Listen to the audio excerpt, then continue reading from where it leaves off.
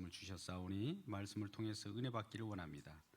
아버지 하나님, 귀한 말씀을 통해서 하나님의 말씀이 우리 가운데 임할 때마다 아멘으로 화답하게 하여 주시고 그 말씀이 살아서 우리를 인도하여 주옵소서. 성령의 나타남과 능력으로 말씀을 증거케 하여 주옵소서. 예수님의 이름으로 기도드리옵나이다. 아멘. 오늘은 물이 바다 덮음같이라고 제목으로 함께 은혜 나누고자 합니다. 우리가 에스겔서 47장이나 요한계시록 22장에 보면 우리가 예수 그리스도를 믿고 우리 속에 생명강이 흘름으로 말미암아 생명이 흘러가는 그런 존재로 살아가는 그리스도인들을 말하고 있고, 또 우리가 예배 가운데 나온 사람들은 그러한 생명의 강이 흐르는 그런 생명의 은혜를 서로 나누게 되는 것입니다. 그래서 생명이 흐르고 흘러간다는 것을 오늘 말씀을 통해서 여실히 드러나는 것입니다. 특별히 오늘 생명이 흐르는 예배 가운데 나온 여러분들 진심으로 환영하고, 가정 가운데서 또 온라인으로 예배드리는 모든 분들에게 생명이 흐르시기를 주의 이름으로 축복합니다. 물이 바다 덮음같이 온 땅을 덮는 하나님의 생명이 넘치기를 축복합니다. 특별히 생명이 흐르고 있는 모든 그리스도인들은 하나님께서 이루신 그 역사로 말미암아 그 이루신 내용들이 우리 마음 가운데 들어왔기 때문에 그 마음 가운데 들어온 예수 그리스도, 성전 되신 우리 주님이 우리와 함께 계심으로 그 가운데서 성령 안에서 누리는 기쁨이고 생명인 것입니다. 그래서 영생은 유일하신 참 하나님과 그의 보내신 자 예수 그리스도를 아는 것이라고 하는 이 고상한 지식이 이미 저와 여러분을 휘감고 있음을 감사하면서 오늘 말씀을 듣기를 주의 이름으로 축복합니다. 여러분, 오늘 보면 물은 생명이라고 말하면서 생명수가 어디서부터 흘러나오는지 그 원천을 말하고 있습니다. 물이 어디서 흘러나오는가? 오늘 본문의 말씀 47장 1절 말씀 보니까 그가 나를 데리고 성전 문에 이르니 성전의 안면이 동쪽을 향하였는데 그 문지방 밑에서 물이 나와. 그 문지방 밑에서 물이 나왔답니다. 성소 문지방 밑에서 물이 나왔다. 생명의 근원, 물의 근원, 어디로부터 흘러나온 물인가 봤더니 이 성전의 문지방이었다라고 오늘 표현하고 있습니다. 그래서 성전은 어떤 곳입니까? 거룩한 곳이죠. 흠이 없는 곳이죠. 더러운 것이 없는 곳입니다. 요한계시록 말씀을 빌어서 쓰자면 어린 양, 하나님과 및 어린 양의 보좌입니다. 우리 주 예수 그리스도께서 좌정하신 곳이에요. 하나님이 계신 곳이에요. 그곳으로부터 이제 물이 흘러나오는데 그 물은 우리에게 생명을 주시는 물이라는 것이죠. 이 생명수는 그것으로부터 근원이 되어서 원천이 되어서 이제 각 처소마다 흐르게 되고 처소를 적시게 될 것입니다. 이러한 원천이 이와 같이 거룩한 성전에서 흘러나왔다는 이 사실, 이 근원을 알고 우리 주님 중심으로 살아가는 귀한 역사가 있기를 주의 이름으로 축복합니다. 그렇다면 이러한 그 원천으로부터 흘러나오는 그 물, 생명이 각 죽어가는 자들을 살리고 또 오염된 것들을 거룩하게 만들고 정결하게 만들 텐데 어디를 덮었습니까? 무엇을 충만케 하셨습니까? 이 물이 이제 나와서 각 곳곳 요소마다 적시게 되고 충만케 하실 텐데 무엇을 충만하게 하셨을까요? 무엇을 덮었을까요? 우리는 창세기 2장 14절, 10절부터 14절 말씀 가운데 잘 나타나는 바대로 이 에덴에서 이 근원되는 그 물이 네 갈래로 갈라집니다. 그래서 에덴에서 발원한 그 물이 동산을 적셨다. 동산을 적셨다는 겁니다. 근데 이 동산뿐만 아니라 그것이 네 갈래로 갈라집니다. 그것이 비손이요, 기혼이요, 히데길이요, 유부다레라고 하는 그 지역을 또 적셨다는 거예요. 동산뿐만 아니라 각 요소 지역마다 이와 같이 생명의 물줄기는 흘러가서 각 요소마다 강을 이루고 그것으로 강을 이루는 그 생명의 강을 따라서 살아가는 자들은 살게 되었다라고 합니다. 이러한 에덴에서 발원했다, 보좌에서 발원했다, 또 성전 문지방에서 발원했다라고 하는 것은 같은 장소입니다. 그런 대신 하나님으로부터 시작되었다는 것을 보여주게 되고, 그로부터 흘러 넘치는 이 강물, 강줄기가 각 요소마다 사방팔방 네 줄기로 흘려 보내게 되었다는 것이죠. 그러한 강줄기가 오늘 본문의 말씀 47장 3절부터 5절까지 말씀은 그와 같이 말씀하죠. 3절부터 5절까지 말씀은 제가 읽겠습니다.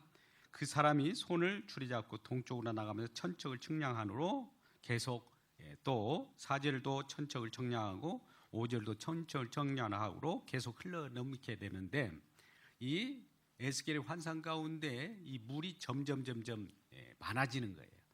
처음에는 발목에 이 물이 차게 되었습니다. 그러고 나서 또 천자를 또 다시 측량하므로 또 재보니까 이 발목뿐만 아니라 무릎을 적시는 그 물이 된 거예요. 그러고 나서 점점 보니까 이 물이 어디에 이르렀다고 했습니까? 허리, 가슴까지 이르게 되는 거예요. 다시 한번 또 청량합니다. 네 번째 청량하게 되죠. 그 청량할 때마다 점점 많아지고 확대되고 커지고 충만해져서 네 번째 청량할 때는 그 물이 그 사람을 다 적셔버리는 거예요. 우리 온몸을 적셔버린 거예요. 그 물이 창일해서 우리를 덮어버린 거예요. 우리 몸 자체를 다 덮어버렸단 말입니다. 발목으로부터 무릎으로부터 허리로부터 가슴으로부터 그 다음에 온몸을 다 적시는 그런 물이 되었어요. 창일한 강이 되었다. 여러분, 성서로부터 시작된 이 생명의 강물은 점점 확대되어 갑니다. 점점 충만하게 됩니다. 점점 덮어갑니다. 이러한 물줄기로 우리가 온 세상이 예수 그리스도의 생명이 덮여지기를 주님의 이름으로 축복합니다. 이러한 역사가 계속 이어져 나가고 있죠. 그러한 가운데 우리는 개인적으로 이러한 충만한 역사가 어떻게 임할까요? 세 가지 측면에서 말씀을 드리고자 합니다. 이러한 충만한 역사는 개인적으로 우리에게 들어올 수도 있고, 두 번째는 지리적으로 들어올 수 있고, 세 번째는 교회적으로 이렇게 우리에게 임할 수 있는데요. 우리 개인적으로는 어떤 걸까요? 여러분, 물이 있는 곳은 어떤 곳입니까? 물이 흐르는 곳은 어떤 곳입니까? 이 땅에는 아직 이제 처음에는 에덴에서 발원하여 그 온 땅을 적신 물은 깨끗한 물이었어요. 근데 인간의 범죄함으로 그 위의 물은 혼탁한 물이 되어버렸습니다. 정말 재생해야 쓸 수 있는 그런 물이 흐르게 되는데, 그 물조차도 부족해서 많은 사람들이 그 물 주변으로 모이게 되는 거예요. 그것이 바로 문명의 4대 문명 발상지가 그러지 않습니까? 그 문명은 우리가 잘 알다시피 에티오피아 문명이고, 그 다음에 황하 문명이고, 이집트 문명이고, 그 다음에 인더스 문명 아닙니까? 그러한 문명 속에서 우리가 살아가게 되는데, 그러한 문명의 발상지마다 그 강의 주변에 들어있는 거예요. 그 강이 또 그 물이 깨끗한 물이 아니고 혼탁한 물이에요. 오염된 물이에요. 그러니까 그 물은 그냥 마실 수가 없어요. 뭔가 재생해야만 마시는 겁니다. 우리 대한민국에도 한강이 있습니다만 한강물을 바로 마실 수 있습니까? 뭔가 재생해서 아리수라고 하는 물로 다시 정화해서 마실 수밖에 없는 거예요. 그래서 이러한 문명의 발상지에 있는 많은 물들이 그냥 우리가 사용할 수가 없고, 꼭 다시 재생해야만 사용할 수 있는 혼탁한 물이라는 데 문제가 있는 겁니다. 그런데 이러한 물과는 달리 이 오늘 에스겔서 47장이 말씀하는 이 물이 장차 환상 가운데 나타났지만 그 성취되었을 때 요한계시록 22장에서 말씀한 바 같이 그 어린 양의 보좌에서 나온 그 물은 수정같이 맑은 물이었다라고 하는 겁니다. 그 물은 정말 깨끗하고 맑음 그 자체예요. 거룩한 물이에요. 아무 혼탁함도 없고 오염도 없습니다. 오히려 그 물이 혼탁한 자들을 정화시키고 맑게 하는 역할을 해요.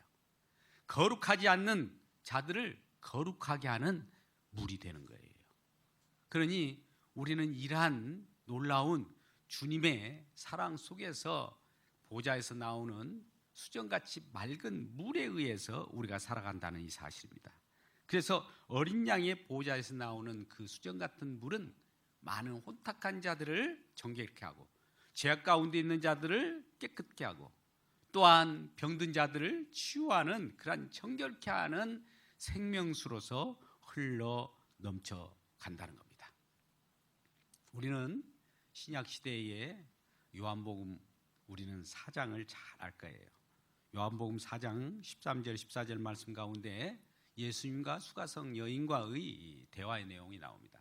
사마리아에 있는 수가라고 하는 성의 여인이 물을 길러 나오지 않습니까? 그럴 때 그 예수님이 그 곁에 앉아서 그 물 길러 나온 그 여인과의 대화를 나누는 거예요.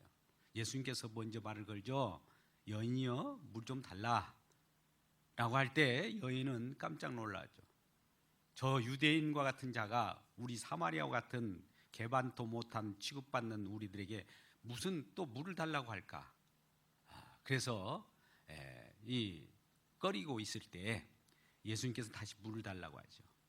그럴 때 이 여인은 물을 주지 못하고 망설이고 있을 때 예수님께서 말씀합니다.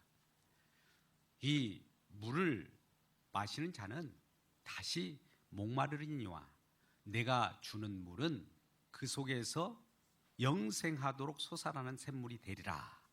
이렇게 4장 14절에 말씀합니다. 그러니까 이 여인이 물 길러 나온 그 물은 마시면 마실수록 갈증이 해소된 것이 아니라 잠깐 동안 해소된 듯하나 다시 목마르대요. 다시 갈증이 이루어지는 거예요. 그러니까 또 물길로 또 와야 돼요. 물길로 또 와야 돼요. 물길로 또 와야 돼요.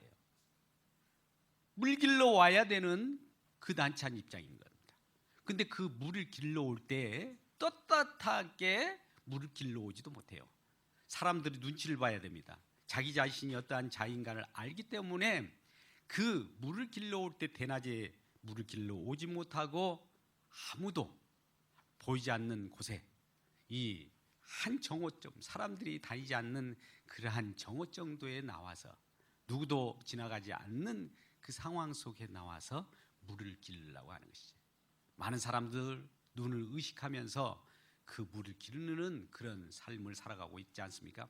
우리가 많은 사람들에게 떳떳하게 무엇인가 나는 이러한 것을 취할 수 있다라고 하면서 우리가 생활하고 있습니까? 아니면 눈치를 보고 살아갑니까? 많은 사람이 눈치를 보고 살아가는 이와 같은 여인과 같은 삶을 살아가게 되는 것이죠. 그래서 그 눈치를 보면서 그 갈증을 해소하려고 하나 그것도 계속 그 물을 길러야 되는 거예요. 그래서 이 물을 먹는 자는 다시 목마르다라고 하면서 예수님께서 이 물 말고 우물 자체인 자기 자신을 이렇게 소개하는 것이죠. 이 물은 다시 목마르지만 내가 주는 물, 예수님 자체, 내가 주는 물은 그 속에서 영생하도록 솟아나는 샘물이 되리라 이 말씀을 듣고 그 여인이 이러한 예수님을 만난 의물 자체, 생명수 자체를 만났다는 것을 알고 그 우물을 길러왔던 물동이를 버려버립니다. 세상 물을 잠깐 우리가 퍼먹음으로써 갈증을 해소했던 그 물동이를 버려버리고 동네로 뛰어나갑니다.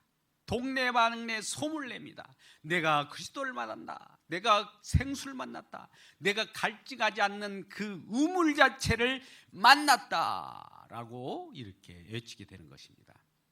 여러분, 우리는 갈증을 해소하기 위해서 이모저모 일을 합니다. 그러다가 어느 순간 예수 그리스도를 복음을 전할 때, 예수 그리스도를 만날 때 진정한 갈증을 해소할 수 있는 영원한 샘물, 그 속에서 영생으로 솟아나는 샘물을 만나는 축복이 있기를 주님의 이름으로 축원합니다. 이러한 가운데 주님을 만났을 때 어떤 일이 벌어진다고요? 물동이를 버린다는 거예요. 세상 물을 퍼먹으려고 하는 그 그릇을 버려버리는 것이죠. 오직 주님 한 분만으로 만족하는 거예요. 예수님이 나의 모든 것이요 나의 전부라고 하는 그 자체 속에서 기뻐하는 놀라운 은혜가 있게 된다는 것이죠. 이것이 바로 개인적으로 임한 성령으로 충만한 그 이로 인하여 이루어진 것입니다. 그래서 사람들이 오늘날도 이러한 주님을 만날 때 놀라운 은혜가 있는 겁니다. 또 요한복음 7장 37절부터 39절까지 말씀 가운데는 그러므로 누구든지 나를 믿는 자는 그 성경의 이름과 같이 그 배에서 생수의 강이 넘쳐나리라. 이렇게 요한복음 7장 39절은 말씀하고 있습니다. 38절, 39절. 그러면서 이 성령, 이 39절에는 성령이 임하기를 기대하고 있는 것이죠. 요한복음 7장 39절입니다. 그래서 이러한 성령이 임할 때 우리들에게는 개인적으로 임하는 물이 우리에게 덮쳐주는 거예요. 성령이 우리에게 임할 때 진정한 개인적으로 충만한 역사를 받게 되는 겁니다. 성령 충만으로 여러분을 덮으시길 주 여러분 축복합니다. 성령이 충만하시길 바랍니다. 이럴 때 개인적으로 우리는 성령이 충만할 때마다 넘치는 은혜를 받게 되는 것이죠. 그렇다면 오늘날 사람들이 예수님을 찾는 이유가 뭘까요? 사람들이 하나님을 찾는 이유가 뭘까요? 하나님, 예수 그리스도가 주는 물을 찾습니까? 아니면 예수 그리스도를 찾습니까? 여러분, 그 근원을 찾습니까? 아니면 그 근원으로부터 나오는 그 만족한 것들을 요구하는 겁니까? 우리는 하나님이 주신 선물, 예수님이 주신 어떤 이것을 좋아하지 않아요. 그런데 이 주신 것보다도 우리 주님을 소유하시길 주의 이름으로 축복합니다. 주님을 만나시기를 주의 이름으로 축복합니다. 그분 자체가 그리스도고 그분 자체가 우물이고 그 자체가 모든 것이에요. 보화가 다 거기에 있어요. 일부만 받지 말고 예수를 찾는 이유가 예수 그 자체를, 그와 함께 예수님이 우리에게 그런 말씀을 하시잖아요. 내가 너희 안에, 너희가 내 안에, 내가 하나님 안에, 그 성령 안에 있을 때만 우리 모두가 동행하면서 함께 살기 때문에 주님과 함께 살아가는 것이 가장 좋은 그런 삶이라고 말씀하고 있는데, 우리는 예수님도 필요 없고 하나님도 필요 없고 하나님께서 주신 것만 나에게, 또 하나님께서 예수 그리스도를 통하여 우리에게 주시는 그런 것만 요구하고 있지 않습니까? 하나님 자신을 구하시기 바랍니다. 예수 그리스도와 함께 동행하시기를 바라는 것입니다. 이것이 개인적으로 우리들에게 임하는 그러한 충만입니다. 이러한 그 충만이 우리를 덮게 될 것입니다. 두 번째는 지리적으로 충만이에요. 이러한 성소에서 나온 물이 지리적으로 어디까지 충만이냐? 사도행전 1장 8절 말씀 가운데 우리가 잘 말씀을 알지 않습니까? 너희가 성령을 받고 그 권능을 받아 예루살렘과 온 유대와 사마리아와 땅끝까지 이르러 내 증인이 되리라 하시니라. 성령이 임하면 우리가 권능을 받는데요. 그러면 이것이 예루살렘이라고 하는 그 성소, 그 성전이 있는 예루살렘부터 시작이에요. 그래서 그 지역에 있는 가까운 온 유대와 더 나아가서 사마리아와 그 다음에 땅 끝까지 이르러 주님의 증인이 된답니다. 주님의 증인 된다는 것은 주님이 이 땅의 통치자라는 것을 선언하는 거예요. 하나님이 왕이시라는 거예요. 예수님이 우리 그리스도라는 거예요. 주는 그리스도이시오 살아계신 하나님의 아들이라는 것을 온 만방에 퍼져나갈 때 이것이 지리적으로, 위치적으로 이 예루살렘으로부터 땅 끝까지 이렇게 증거되는 것입니다. 오늘날 예수 그리스도는 땅 끝까지 계속 전파되고 있습니다. 땅 끝까지 전파될 때 끝이라고 합니다. 이러한 지리적으로 계속 점점 확대되면서 많아지면서 충만하게 전파되고 있다는 이 사실이에요. 이거 지리적으로 땅이 충만한 역사가 일어나는 겁니다. 또 이사야서 11장 9절 말씀 가운데 물이 바다 덮금같이 여호와의 아는 지식이 충만해질 것이다.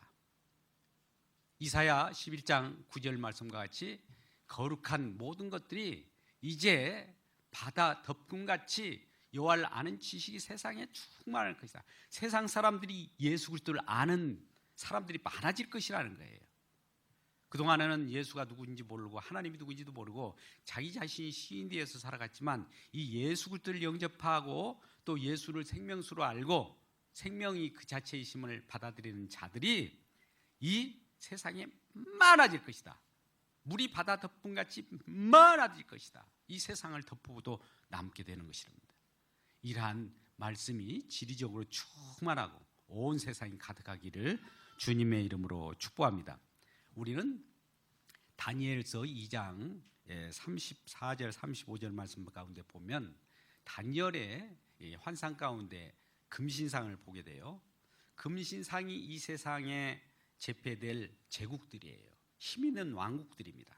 오늘날 우리가 자본주의 국가에서는 경제 왕국들이 있지 않습니까? 또 군사 왕국이 있잖아요. 이러한 패권주의 국가들이 있잖아요. 그때 당시에는 바벨론이나 그리스나 헬라나 로마나 이런 패권 국가에 있었어요. 많은 나라가 끝까지 그 힘이 좌우하는 그 나라로 영원히 존속할 수 없어요. 이쪽에 힘이 결집됐다가 다른 쪽으로 이 힘이 이동됩니다. 하나님께서는 그러한 힘을 이동시킴으로써 이 세상 사람들이 살아가는 것이 힘으로 살아가는 것이 아니요 하나님의 은혜로 살아가는 것을 알려주기 위해서 패권 국가가 한때 흥황하다가 멸망시켜요. 또 어느 나라가 경제 대국이 되다가 그 나라가 영원히 그 경제 대국으로 존속하는 것이 아니라 그 나라가 또 멸망하게 합니다. 또 멸망하면 또 다른 나라가 왕성해서 그러한 자본주의 국가로 또 패권을 가지고 있을 거예요. 그 나라가 또 왕성하다가 또 멸망해요. 왜 그럴까요? 세상 나라는 왜 영원할 수가 없을까요? 하나님 나라가 영원함을 알려주기 위해서 이 세상 나라는 영원할 수 없다라는 걸 가르쳐 주려고 하는 것이죠. 그래서 이 손으로 만지지 않는 그 돌, 누구도 우리가 하나님을 만질 수 없지 않습니까? 산돌이신 그 자그마한 돌이 그 금신상, 그 패권 국가를 깨뜨려 버려요. 금이요, 은이요, 돌이요, 진흙이요, 철이요, 이런 나라들을 완전히 부숴버리는 거예요. 금신상을 부숴버리는 돌이 태산을 이룬다고 하는 거예요. 여름 타작마당 같이 바람의 겨와 같이 그 우상이 깨뜨려져서 바람에 날려가 버린다는 거예요. 흔적 없이 사라져 버린다는 거예요. 아무리 힘 있는 강국이라 할지라도 언제 힘 있는 강국이었느냐? 로마가 언제 힘의 강국이었느냐? 로마는 지금 바람으로 흘려 날려가듯이, 겨가 날려가듯이 어디로 없어져 버린 거예요. 이와 같이 금신상, 나라 패권국가 우상을 섬기는 그 금신상, 그 우상을 깨뜨리는 돌이 오히려 태산을 이룬다고 그래요. 온 세상에 가득한 거예요. 돌이 가득하다는 것은 우리 주 예수 그리스도의 머릿돌이 가득하다는 거예요. 우리 주 예수 그리스도로 인하여 세워진 그 교회가 가득하다는 거예요. 이러한 주님을 모시는 기쁨 속에 산돌 되신 우리 주님을 섬기는 저와 여러분 되시기를 주의 이름으로 축복합니다. 그것이 지리적으로 이 세상에 가득한 날이 오겠다는 거예요. 이 물이 바다 덮음같이 가득하겠다는 것을 성수에서 나온 물로 말미암아 점점 충만하고 가득하게 덮인다는 것을 말합니다. 자, 세 번째, 우리는 이러한 가득 덮임이 물이 바다 덮음같이 덮이는 것이 어디로 임하느냐? 교회에 임한다고 합니다. 에베소서 이 1장 22절 23절 말씀 가운데 보면 이 말씀이 나오게 됩니다. 에베소서 1장 22절 23절 가운데 하나님께서 만물을 예수 그리스도를 통하여 만물을 그 발 아래 복종케 하신답니다. 이 세상을 천지를 다 창조하시고 많은 만유 또 구원받은 백성들 또 모든 권세자들 위에 우리 주님께서 말씀으로 그들을 복종케 한답니다. 복종케 하는 그 가운데 그 만물 위에 이 세상 위에 교회를 세웠대요. 교회의 머리로 우리 주님께서 그 만물 가운데 있는 자, 만물 가운데서 예수 그리스도를 믿고 거룩한 백성으로 뽑힌 자들인 교회의 몸된 교회를 우리에게 만들어 주셔서 그 가운데 몸된 교회를 통해서 하나님께서 통치하시겠다는 거예요. 만물을 통치하시고 거느리시는 통치의 그 영향이 온 세계에 가득하다는 거예요. 우리 예수 그리스도 하나님의 아들 예수 그리스도의 왕국이 이 세상에 통치권이 온 세계에 미치지 않는 곳이 없다. 온 세상에 다 미치게 된다라고 하는 것을 말씀하고 있는 것이죠. 이에 바로 물이 바다 덮음같이 주님의 파워, 주님의 통치가 온 세상에 미치기를 주의 이름으로 축복합니다. 그 미치는 가운데 그 하나님의 영향권 속에 예수 그리스도의 통치를 받기 위하여 교회가 생긴 거예요. 이게 교회의 머리는 예수 그리스도예요. 몸은 저와 여러분이에요.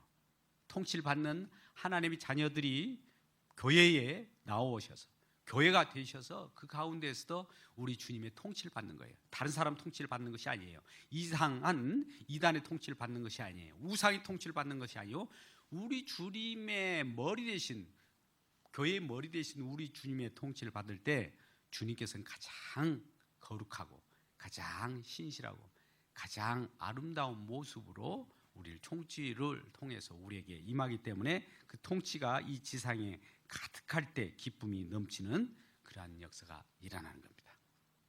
자, 그렇다면 물이 지금 성소로부터 성전으로부터 하나님과 및 어린 양의 보좌에서 나와서 각 처소를 덮이고 또 많은 것들을 이렇게 살리는 일들이 벌어졌습니다. 이것이 충만했습니다. 자, 첫 번째 개별적으로 개인적으로는 성령이 충만해서 내 배에서 생수의 강이 넘쳐 흐르도록 또 예수 그리스도를 믿는 자는 우리 그리스도를 믿는 자이기 때문에 성령이 내 가운데 있기 때문에 성령을 충만했어요. 또 우리가 먹는 세상 물은 다시 목마르지만 주님을 믿는 그 믿음 가운데 예수 그리스도를 영접한 자는 그 배에서 생수의 강이 솟아남과 동시에 샘물이 되겠다고 말씀하셨어요. 이러한 충만이 개인적으로 임하였을거니와 두 번째는 또 지지적으로 예루살렘과 온 땅까지 끝까지 복음이 증거된다고 했고, 세 번째는 주님의 통치가 교회로부터 세상 모든 것을 점거한다고 하는 이러한 물이 바다 덮음같이 충만한 역사가 일어나고 있고 일어났는데, 그렇다면 일어난 결과, 일어난 어떤 열매가 무엇일까요? 이러한 일들이 교회가 또 많은 세상 모든 것이 물이 바다 덮음같이 이러한 생명으로 가득 넘치는 덮음이 있음의 결과로 나타나는 것이 뭘까요? 만물이 충만한 결과로 나타난 결과가 오늘 에스겔서 47장 6절부터 12절까지 나오는 말씀입니다. 요약하자면 이거예요. 자, 물이 바다 덮음같이 이러한 생명수가 온 시대를 덮고 또 세상을 덮고 우리 마음을 덮을 때 나타나는 것이 첫 번째, 되살아난다는 것이죠. 다른 용어로 회복입니다. 치유예요. 죽었던 것들이 살아나는 거예요. 죽었던 바닷물, 오염된 물들이 깨끗게 정화되는 거예요. 하나님이 하시면 죽었던 것이 살아납니다. 하나님이 하시면 어려웠던 것이 용이하게 됩니다. 또 병들었던 것이 치유가 돼요. 이러한 일이 결과로 나타나는 것이죠. 되살아난다라는 표현을 지금 하고 있는 것입니다. 우리 본문의 말씀 47장 6절부터 뒤에 보면은 8절에 바닷물이 되살아나리라 이런 말씀하고요. 9절에 보면 생물이 살겠고, 죽었던 생물들이 다시 살아나는 것이죠. 생동감이 넘치듯이 살아나는 겁니다. 바닷물이 다시 소성하게 되고 회복하게 되는 것이죠. 그러한 일이 벌어집니다. 바닷물과 생물이 되살아나고 회복되는 역사가 일어납니다. 그런데 특별히 오늘 본문 말씀 가운데 이런 말씀이 있어요. 그런데도 불구하고 11절 말씀, 진벌과 갯벌은 되살아나지 못하고 소금 땅이 될 것이며, 살아나는 가운데서도 살아나지 못하고 죽는 그런 것들이 있더라는 거죠. 우리는 신학적으로 이걸 제한속죄라고 합니다. 많은 사람이 구원의 은총을 통해서 살아나게 하지만 그러나 버리운 자들이 있어요.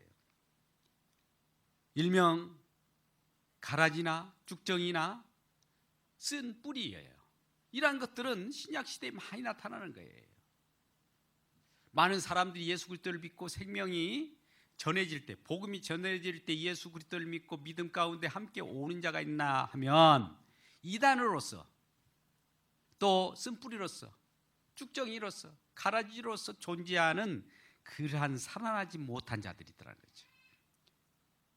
신약시대에도 많이 우리가 눈여겨볼 수 있는 것이 있지 않습니까? 예수님이 제자 중에 가룟 유다가 그러한 가라지요, 쓴뿌리요, 쭉정이였던 것이죠.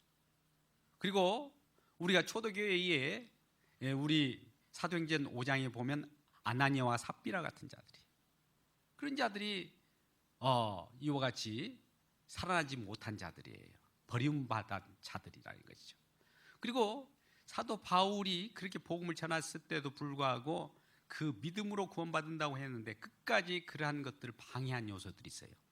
갈라디아 교인들 중에 율법주의자들, 그런 자들이 끝까지 예수 그리스도를 믿는 믿음 가운데 있는 그 복음을 전할 때 사도 바울을 아주 힘들게 했고, 구리장색 알렉산더 같은 자들, 이 자들이 사도 바울 예수 그리스도를 증거하는 자들을 힘들게 합니다. 그리고 우리가 요한 3서에 또 어떤 자가 있는데 그 예수 그리스도를 믿고 구원받은 자들을 이렇게 칭찬하고, 두 번째는 쉼이 많아진다는 거예요. 많아진다. 자, 뭐가 많아질까요? 나무가 많아진다. 여러분들이 우리 물 강가에 세워진 시냇가에 심은 나무가 많아진다는 것이죠. 에덴 동산에도 선악을 알게 하는 나무가 있었고 생명과 나무가 있었어요. 나무가 있어야 그 열매를 맺는 거예요. 나무가 쉼이 많았다. 7절에는 내가 돌아보니 강 좌우편에 나무가 쉼이 많더라. 나무가 많다라고요. 10절 말씀 보니까 고기가 종류대로 많았다. 쉼이 많았다. 고기가 많았다요. 고기. 이 바닷물이, 죽어가는 오염된 물이, 혼탁한 물이 성서로부터 흘러나오는 생명수로 다시 회복의 역사가 일어나니까 고기가 쉼이 많아지는 거예요. 나무가 많아지는 거예요. 나무가 많다는 것은 열매가 많아지는 것과 같죠. 우리가 나는 포도나무요 할 때 예수님께서 나무 비유를 하지 않습니까? 포도나무 붙어있는 그 속에는 열매가 많아질 수밖에 없는 거예요. 고기가 쉼이 많았다라고 하는 것은 정말 그 생동감 넘치는 그러한 생명의 역사를 발해주는 것입니다. 또 이 오늘 말씀 보니까 뭐가 많은 12절 말씀 보니까 열매가 끊이지 않고 달마다 새 열매를 맺었다. 열매가 맺이는데 이 열매뿐만 아니라 또 새 열매라는 표현을 해요. 열매가 있는데 새 열매가 또 끊이지 않고 계속 나타나는 거예요. 새 열매가. 이 새 열매가 복음을 받아들이고 새로 믿는 새 가족이 많아지는 것이죠. 열매가 많아지는 역사가 일어나는 것이죠. 이러한 일들이 벌어지는 것이죠. 그래서 이러한 충만함으로 나타나는 결과는 회복의 역사가 일어나고 또 뭔가 풍부한 부의 역사가 일어난다는 이 사실이에요. 오늘 말씀을 우리가 되돌아볼 때 정말 성소로부터 요한계시록 22장 1절 이하의 말씀 같은 하나님과 및 그 어린 양의 보좌로부터 흘러나오는 생명수가 수정 같은 맑은 물이 이 세상을 덮이고 각 지역에 충만하게 될 때, 우리 개인적으로는 성령이 충만함으로 말미암아 내 자신이 신앙으로 성장하게 되고 내 자신이 많은 열매를 맺을 뿐만 아니라 지리적으로는 땅끝까지 복음의 증인이 되어서 세상 곳곳이 예수 믿는 사람이 많이 나타나야 될 것이요, 또 우주 만물을 또 복종케 하시는 우리 주님으로 말미암아 교회의 머리 되신 예수님이 이 땅을 치리하는 통치가 온 세상에 가득할 것이고, 그러한 속에 예수의 왕국이 이루어졌을 때, 우리 주님이 영광 받으실 때에 성령이 가득하다고 하는 거예요. 자, 우리 요한복음 7장 39절 말씀을 잠깐 볼 수 있으면 좋겠습니다. 요한복음 7장 39절 말씀 가운데 보면 우리는 이와 같이 예수 그리스도께서 영광을 받으실 때에 성령이 우리에게 임하게 되는 거예요. 영광을 받는 곳이 어디냐면 십자가입니다. 십자가를 통해서 아버지께서 영광을 받으실 때 우리에게 성령을 물붓듯 부어주시는 거예요. 그러니까 그리스도 예수 안에서 완성된 생애는 십자가에서 완성되어야만 우리에게 성령이 충만하게 되고 우리의 새로운 생명이 탄생하게 되고요, 다시 회복의 역사가 일어나는 것 때문에 그 영광을 받을 때만은 우리에게 성령이 충만하게 되고, 영광을 받을 때 우리에게 성령을 보내주신다는 이 사실이에요. 우리 주님이 십자가에서 하나님께 영광을 돌리게 될 때 다 이루신 그 내용 속에서 성령이 우리에게 물같이 또 바다같이 우리에게 임함으로 말미암아 소성하는 생명과 또 우리가 치유를 받고 세상 가운데 많은 부유한 일들이 벌어진다는 이 사실이에요. 먼저 우리는 성령 충만하십시오. 두 번째, 치유와 회복이 일어나시길 주의 이름으로 축복합니다. 세 번째, 부유한 생명으로 온 천하에 우리 주님과 함께 기쁨을 누리며 가득한 기쁨의 역사가 가정과 우리 모든 삶 가운데 충만하시기를 주의 이름으로 축복합니다. 기도하겠습니다. 아버지 하나님, 오늘도 주님께서 주시는